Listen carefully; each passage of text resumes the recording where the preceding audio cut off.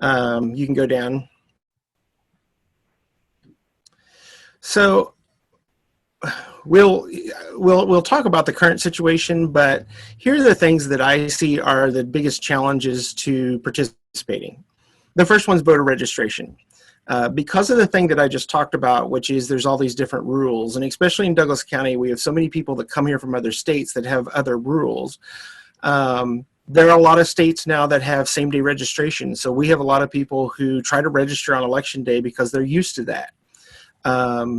So knowledge of what our rules are and access to voter registration is a huge, can be a huge barrier. The other one that we talk about a lot is the bureaucracy. And we talk about it in our office as the secret handshake. We assume that everybody knows what it means to vote. Like, we talk about it with the poll workers. Like, we assume that people know who to walk up to. And when you give them a ballot, we assume that they know how to mark a ballot.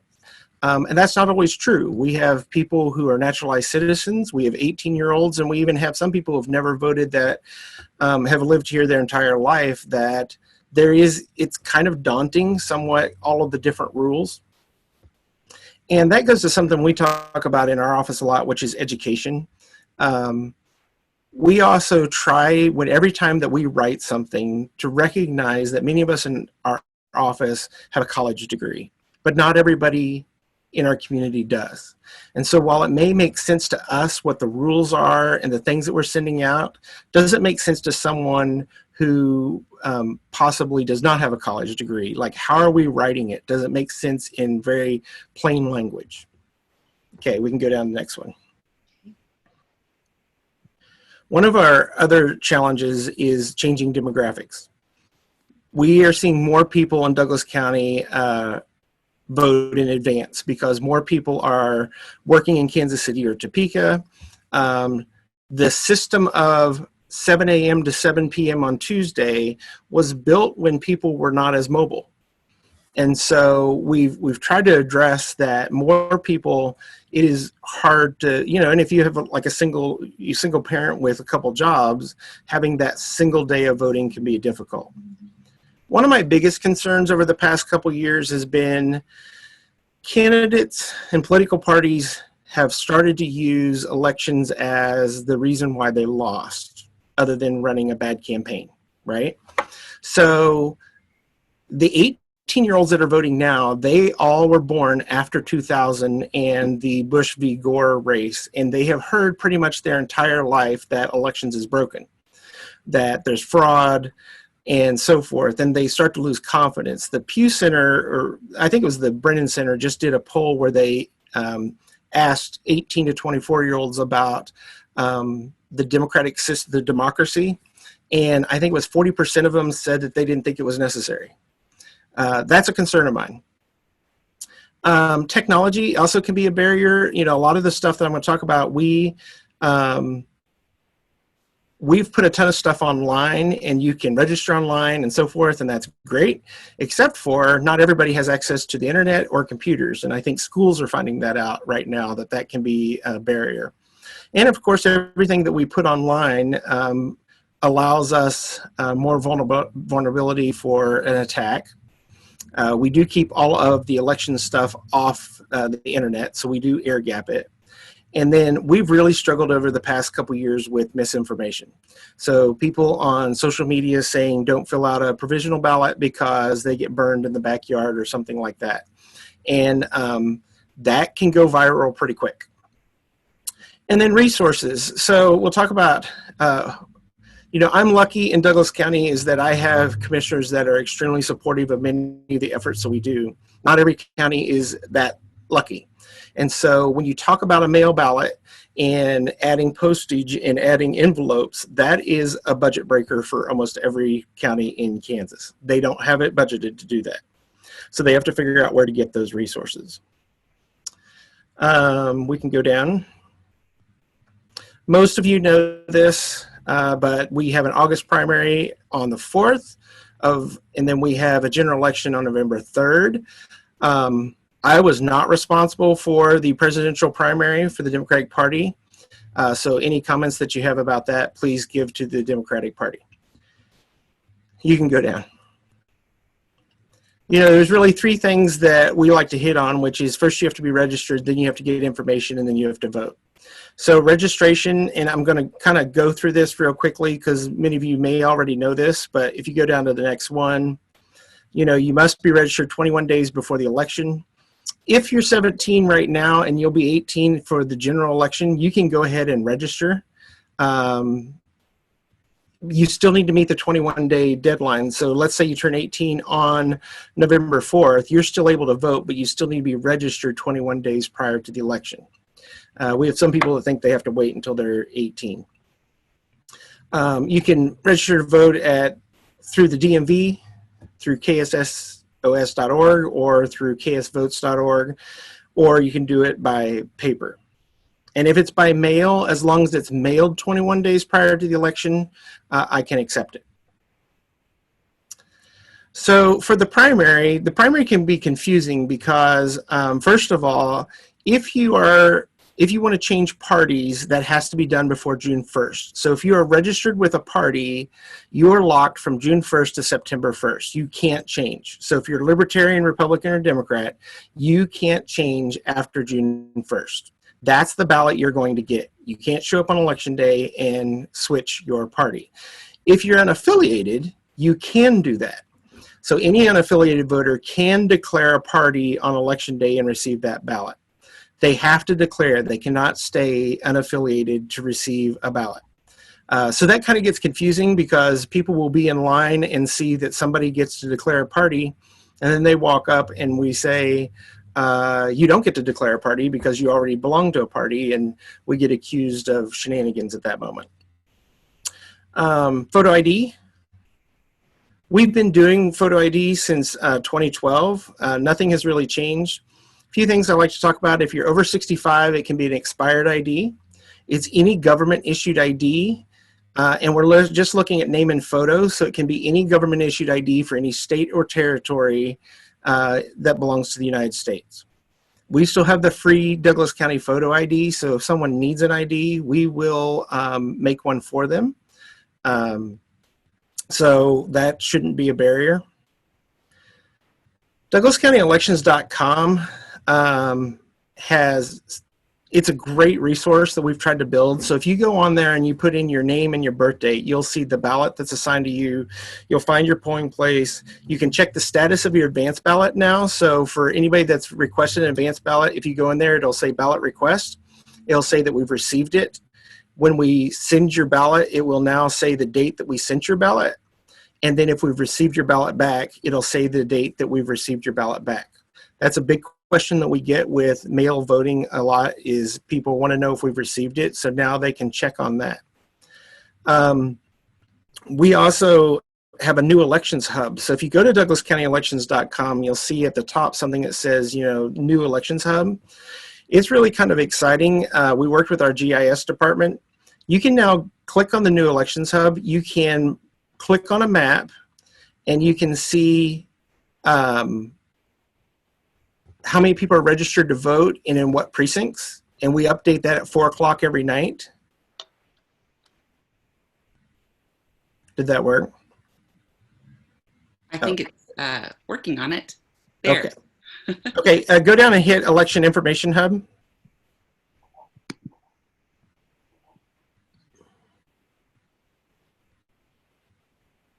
This is a brand new thing that we did, and I'm really excited about it. First of all, there's all the things that you can do, how to register and stuff. But if you go down to who's voting, if you go to registered voters in Douglas County and hit Explore,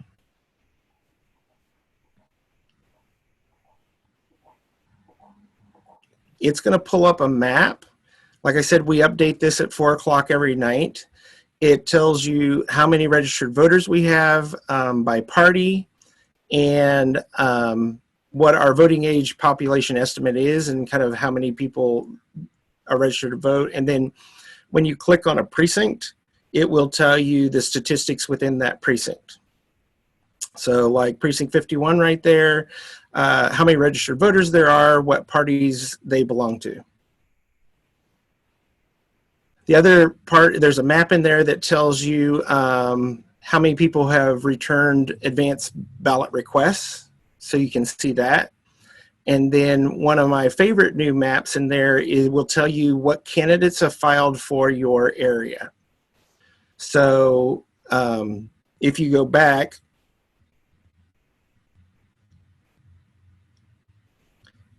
and go down to who's running and click on candidates for office lookup. So hit explore.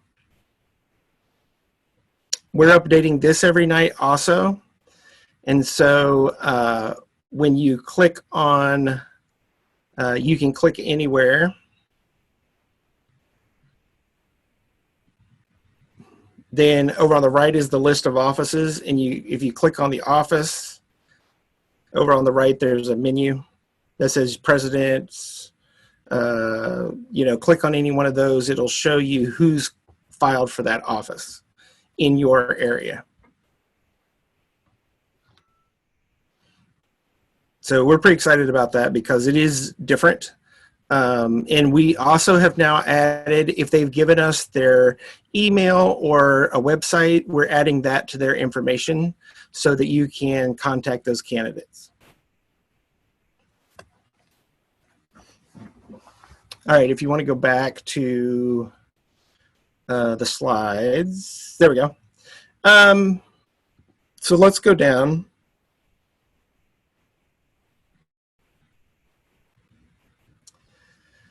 So advanced voting starts 20 days prior to the election. That's July 15th for the primary and October 14th for the general. We'll talk a little bit about the advanced sites here in a second, but we do have Saturday and extended hours. If you go down advanced vote by mail, we sent out the mailer. A couple things is, if you want advanced vote by mail, we still need your Kansas driver's license number or a copy of your ID, because we do check your ID for mail. We mail those ballots 20 days prior to the election. Probably the biggest problem that happens is people forget to sign their envelope when they return them. So if you forget to sign them, we will call you and get your signature, but it's a lot easier if you just remember to sign it. Under new law, you can now drop them off at any polling place. They have to be dropped off by 7 p.m. on election day, or postmarked on election day and received by the Friday after the election. So that's been kind of new, that we now have kind of rolling results, because we'll have the results on election night and then we'll have the results that are added on Friday. Let's go to the next one. Most of you know about our polling sites. We're going to talk about those. You must go to your assigned polling site at this moment. Every voter should be offered the ability to cast a ballot if it's provisional or a regular ballot. Let's go on down. So I kind of skipped through the other stuff because I wanted to talk about what's going on right now. So our office has been working on a plan to try to figure out how we do voting in a time of a pandemic. So there's some changes. The first one is the mailer that we normally mail in September, we mailed in April. We have never mailed before a primary before, largely because not everybody participates in a primary, and a primary can be confusing. We've received 11,000 back as of today. In 2018, we received 13,000. So we're on track to be the same kind of response that we've had. Although 41% of those of the ones we've entered about 6,000 are people who've never voted in a primary. So it will be interesting to see how that impacts the primary turnout. So in-person advanced voting is what we're working on, and I don't have any answers at the moment, which is we have to have social distancing. And if you've ever voted in the courthouse on advance, you know that social distancing is impossible. The rotunda is not built for a large group of people. So we are in the process of trying to find an alternate location for in-person voting for advance that is large space that allows people to stand in line 6 feet away from each other. I don't have that solidified yet. We hope to announce that pretty soon. The other thing that we're working on as a plan is drive-through voting, where you would not get out of your car. So you would show up, you would sign in, you would receive a ballot, and you would vote that from your car, and that would minimize the kind of personal interaction between the poll worker and the voter. A friend of mine in Johnson County, Iowa is doing that right now, and I've kind of been borrowing ideas from him. And we'll talk about the protective measures. So if you go down election day, some things that are going to look different on election day. First of all is polling places.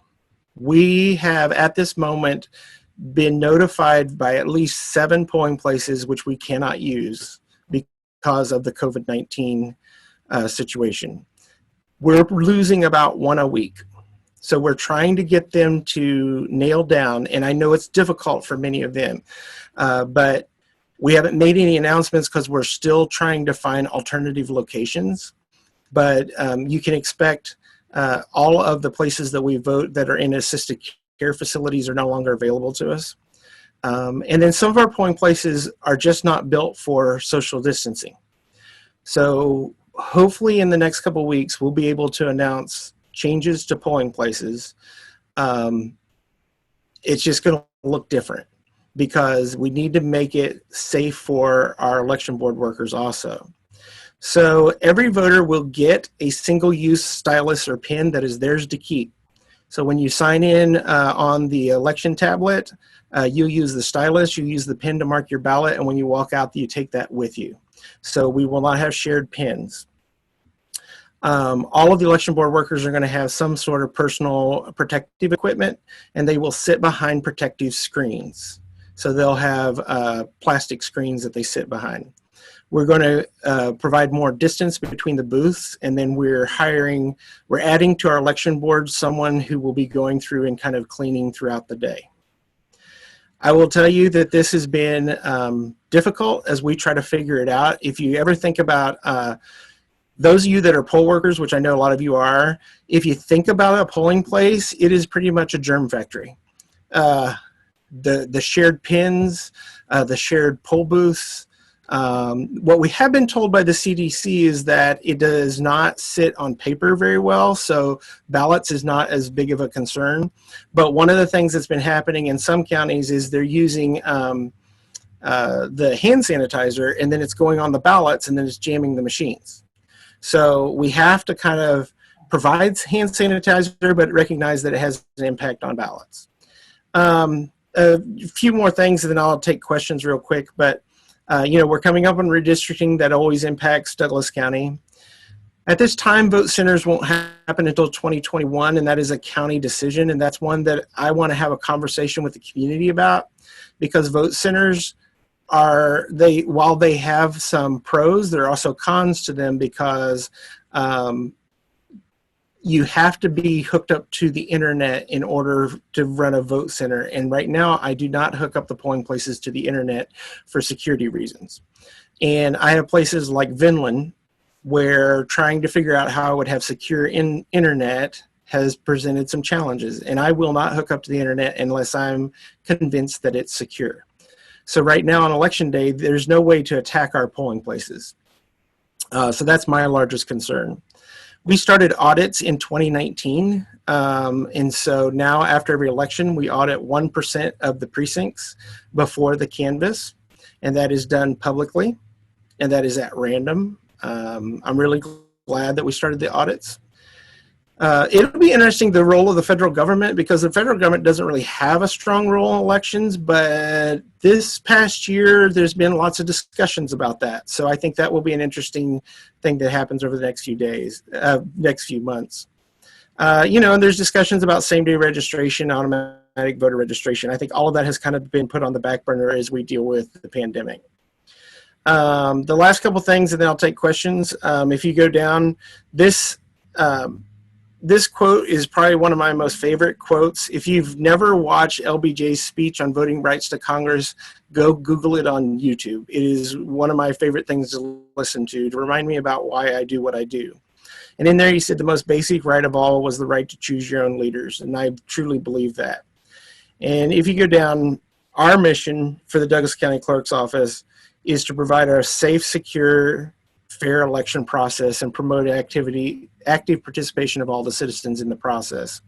And probably the safe and secure You know, in the past couple of years, the secure part has been a huge part of our focus. I would say the safe part has probably become a huge part of our focus over the past couple months as we try to figure out how we make it safe to vote. So I'll take questions.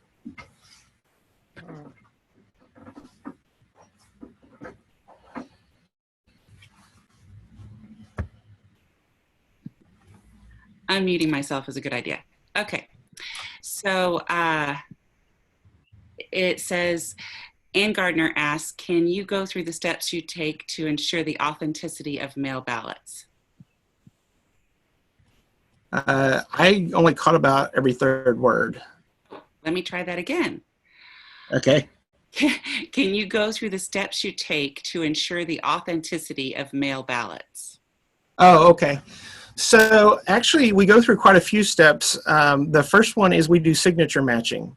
So when you fill out the application, so we have your signature on file from every time that you've registered to vote or signed anything, we scan that signature. When we get your application, we verify the signature. And then when we receive the ballot back, we verify the signature. So we match it against your signatures.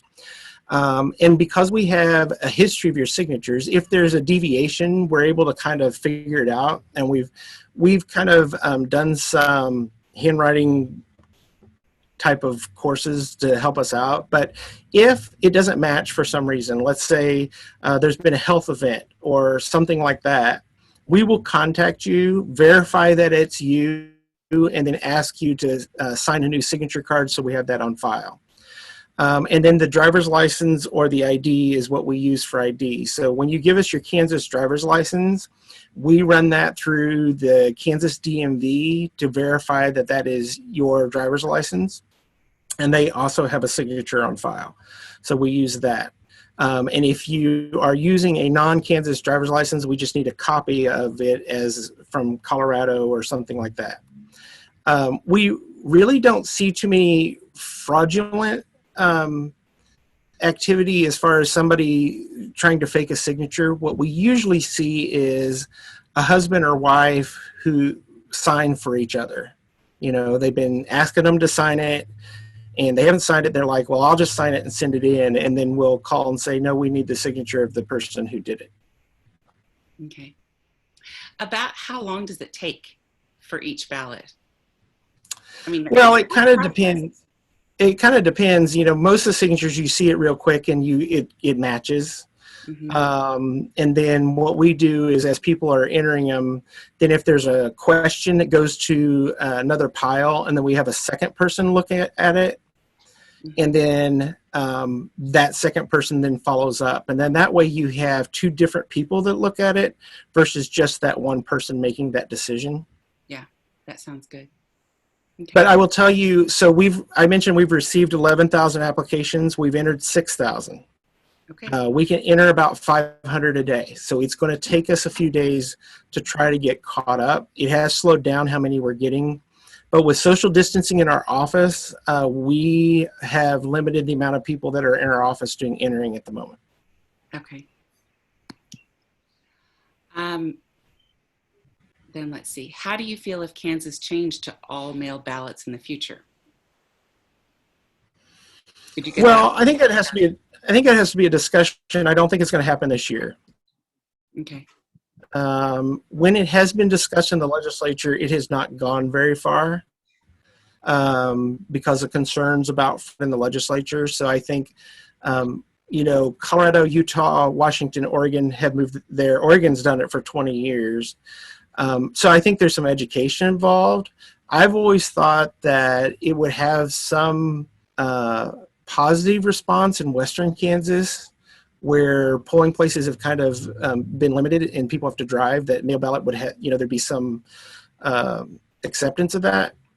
But I think it's a conversation that will go on in Kansas for a while. And now there's a lot of politics involved in it. So I think for right now, we'll continue to kind of just have that hybrid system. Okay. Can advanced mail-in ballots still be requested? How do we do that if the original item mailed to us has been lost? Yes, so you can request a mail-in ballot until the Tuesday before the election.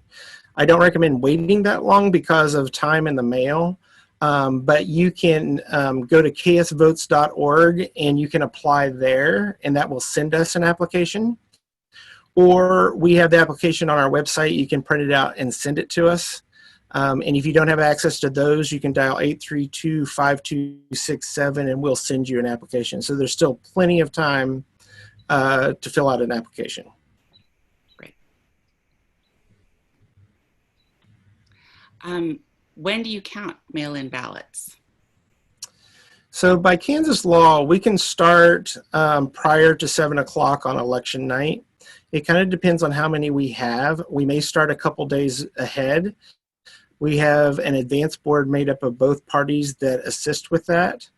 The key in law is that we can't tabulate anything. So we can run ballots, we just can't hit any tabulation and see what any of the results are. So we don't hit tabulation until after 7 o'clock on Tuesday night. But in a big general election, we may start like on that Monday. Okay. I forgot to also mention one of the new things. So we have received $115,000 from the CARES Act to go towards COVID response for elections. We just learned that about a week ago from the Secretary of State's office. One of the things we're going to buy are drop boxes. We're going to buy 4 to 5 drop boxes, and we're going to put them in secure locations across town. So if people are not comfortable sending their ballot back, they'll have options to drop it off. And then we also got the law changed where you can also drop it at any polling place. So it doesn't have to come back through the mail. Okay. Let's see, and here we go. You mentioned that there are 101 county clerks, but there are 105 counties. What consolidation has been done? Well, there's 4 election commissioners. And then as far as county clerks, like Johnson County combined their county clerk and register of deeds into what's called a director of records management. And then Sedgwick, Shawnee, and Wyandotte still have a county clerk, but they don't run elections. Okay. And then what is the timeline for sending out the application for mail-in ballot for November election? So we sent a combination of spring and November. And then in September, what we're going to do is we're going to do a supplemental mailing. We're going to run a list of everybody who basically registered to vote from when we mailed in April through September, and do a supplemental mailing for those people that may not have received the April mailing. That's great. Because likely we'll see a surge in registrations in that time too. Right. Hopefully. And some people are waiting. We've had people call and say, I'm just not sure, because one of the things is once we've sent you an advance ballot, you can't change your mind and go to the polling place. Once there's been a ballot sent to you, now you could call now and we could remove it. But once we've sent a ballot to you, there's a ballot out in your name. So if you go to a polling place, it's going to be a provisional ballot because we have a ballot somewhere in the world with your name on it. Question then, what if they lose their ballot? Contact us and we have a way to replace your ballot. Okay. What if you realize it on election day? Go to your polling place. So you do a provisional ballot, and the provisional ballot will count if we haven't received your ballot. So all the provisional ballot does is hold it so that if we receive it in the mail, because we will have people call and say, well, I mailed it on Monday. I don't know if you're going to get it. What should I do? And we say, go to your polling place. You'll vote provisional. If we receive your mail ballot, the provisional won't count. But if the mail ballot doesn't show up, then your provisional will count. Okay, sounds good. Have you seen an increase in registrations from ksvotes.org? Yes. Yes? Good. We are largely, between that and the DMV registration, most of our registration is moved to electronic submissions. We do not have as much paper registration as we used to. About how many registrations have you received, like since all of since the onset of the pandemic? Do you have any idea? Registrations have stayed about the same. Okay. So we've not seen an increase in registrations. Usually that happens as we get closer to the election. The I think part of that also, and what has been interesting for us, was the students didn't come back. Right. And so that population, which would be new registrations and stuff, have not come back to our community. And I think that's one of the things that we're talking about in our office is if KU moves to some sort of online classes and there's not as many students that come back in the fall, how that impacts like our numbers and stuff. That's right. Sorry. It's fine.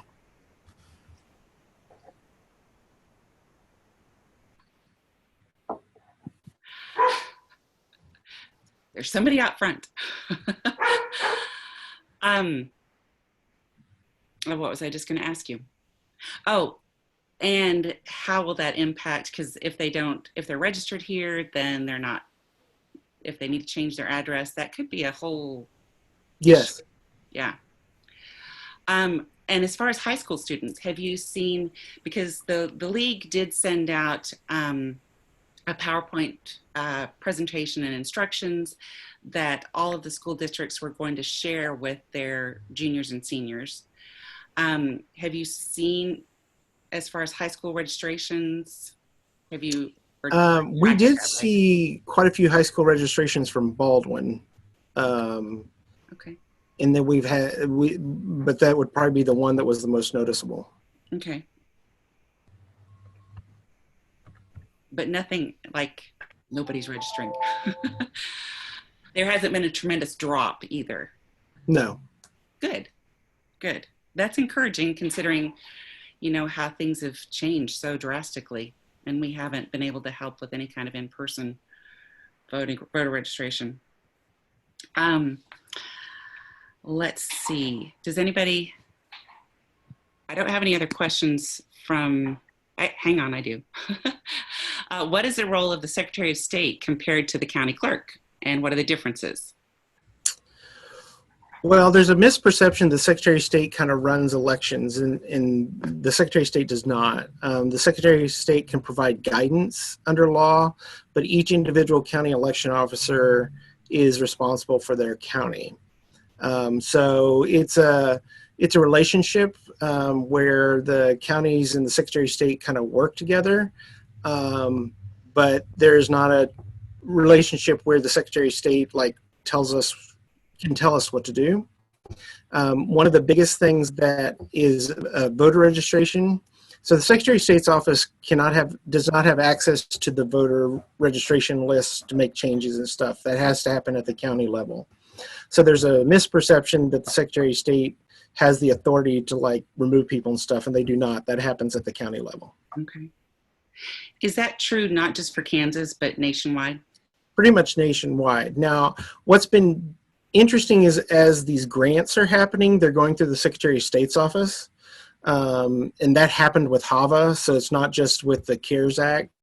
And that has increased the role of the Secretary of State because they can help guide how that money is spent. Okay.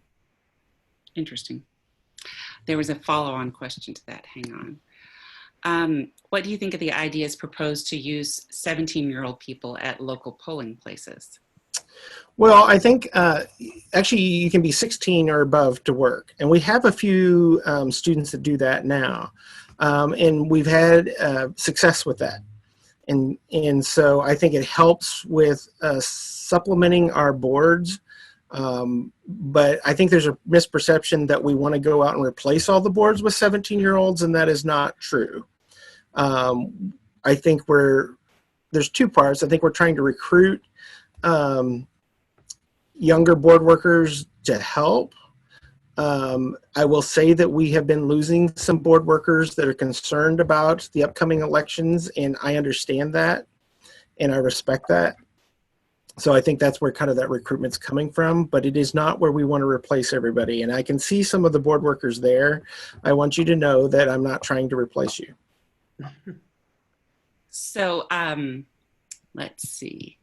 For anybody that hasn't done it before, how do you go about becoming a board worker or precinct? If you go to douglascountyelections.com, there's actually a sheet that you fill out and send to us.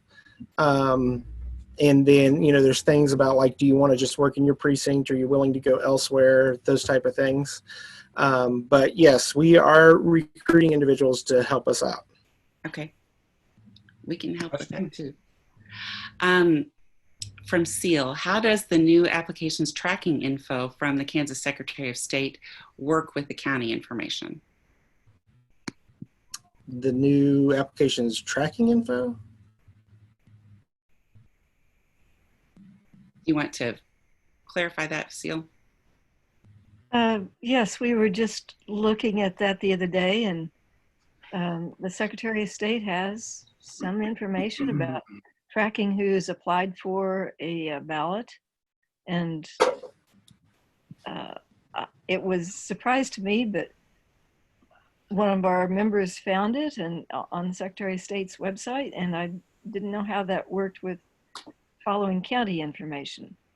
So I didn't know if it was one big system that you all fed into, or what was happening there. Yeah, it's one large system, and so they would just be able to run a report because they run all the statewide reports for all of the state candidates and stuff. So they would just run a report on that. And if you're interested, we didn't look at it on the Elections Hub for us. There is a map where you can click on it and see how many people have asked for an advance ballot by precinct in Douglas County. And then when ballots start coming back, you'll be able to see what the returns are by precinct. But it's an aggregate data. It is not individual data. That's cool. Is that at douglascountyelections.com? Yes. It's that Elections Hub, right? Yeah. Yeah. Anybody else have questions for Jamie?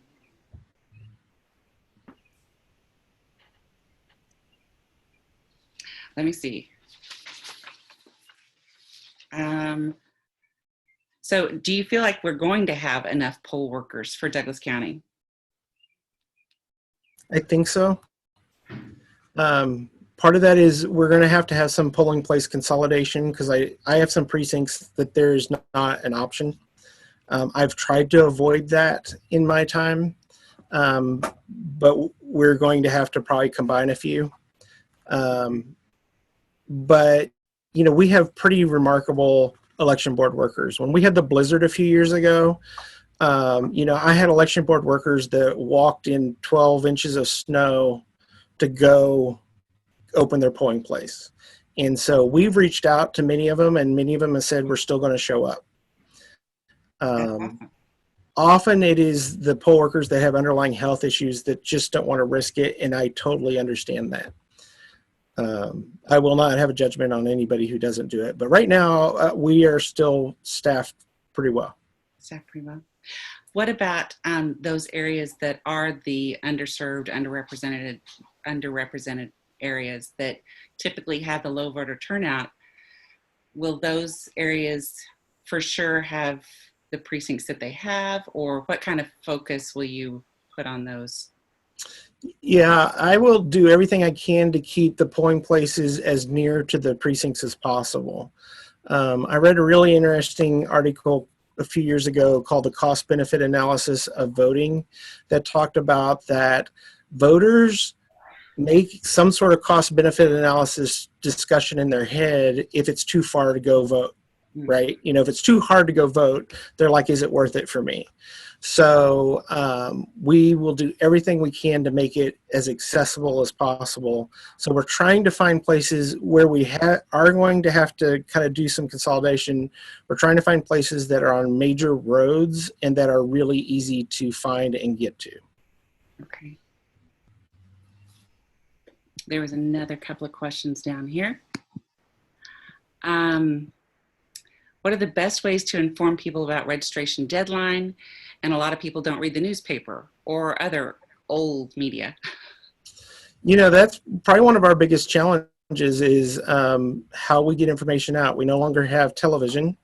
When we lost the Baldwin and Eudora kind of news, that was a huge way that we got information out. And I will tell you that we're constantly trying to figure out the ways that we get that information out. We do social media, but not everybody uses social media. So we try to do it with mailers, but largely groups like yours, we rely on to help us with that.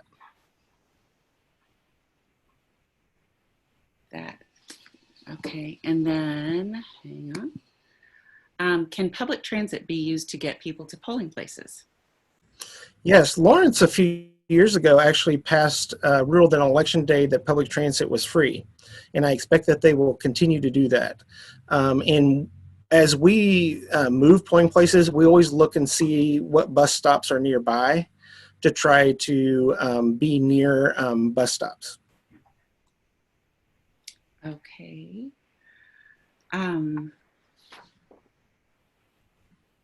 Question? Let's see. Yes. Does a poll worker sign up for 12 hours? And is there a way that two people can split? Yes. Worker position. Yes, we got that law changed a few years ago. So the supervising judge and one other person have to be there for full time, and they have to be from different parties. But the rest of the board can be a split shift, which runs from about 6 a.m. to 1 p.m. and then 1 p.m. until you close, which is about 8 o'clock or so. So we can split that shift. And it is a lot easier if you've already found that person, that you can say, I'll take the morning and this person will take the afternoon. So you can split it. Because it is a really long day. Even at half shift, it is a long day. Yeah. Yes. Anybody else have questions? This was a lot of really good information, Jamie.